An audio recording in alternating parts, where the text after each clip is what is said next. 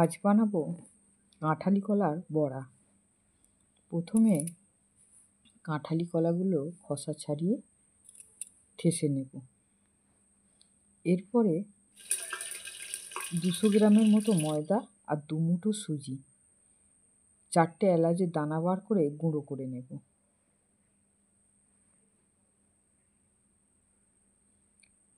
পরিমাণ মতো লবণ দেব আর 100 গ্রামের মতো চিনি দেব, যেহেতু কাঁঠালি কলা খুবই মিষ্টি আর বেশ পেকে গেছে। লক্ষ্মী পুজোর সময় আমার ঘরে 2 ফেনা কলা এনেছিল, তো আমার অতটা লাগেনি। তো ওই কলাগুলো আমি রেখে দিয়েছিলাম পরের দিনে দেব বলে ঠাকুরকে। যখন কলাগুলো দেখি এত কালো হয়ে গেছে, সে দেওয়ার মতো না।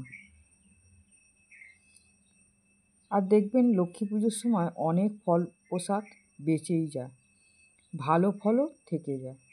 তো সেইগুলো দিয়েই দিয়ে দিলাম, কলাগুলোকে রেখে দিলাম। ভাবলাম এটা দিয়ে কিছু একটা করতে হবে বলে ফ্রিজে রেখে দিলাম। ফ্রিজ খুলে যখন দেখি কলাগুলোর খোসাগুলো এত কালো হয়ে গেছে, এইগুলো দিয়ে খাওয়া যাবে না।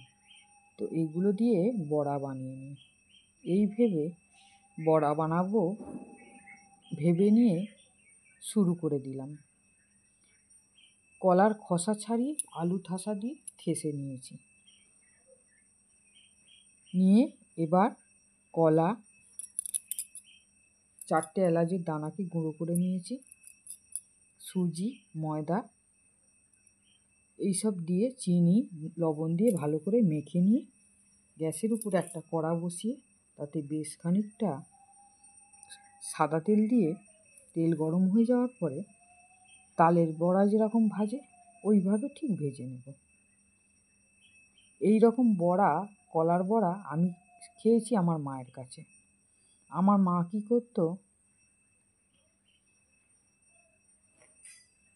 কলা বেশি করে পেকে গেলে বড়া করে নিত। তো এত সুন্দর এই বড়া লাগে, আপনি খেলে বুঝতেই পারবেন না যে এটা তালের বড়া না কলার বড়া। না বলে যদি কাউকে দেন, সে এক কথাই বলবে কার্তিক মাসে তাল কোথায় পেল যে তালের বড়া করে দিয়েছে।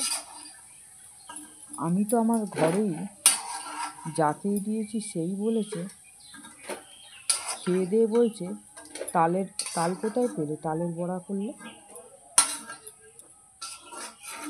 তো এইভাবে বাড়িতে যদি কলা কোনো সময় থেকে যায়, কলার বড়া করে নেবেন।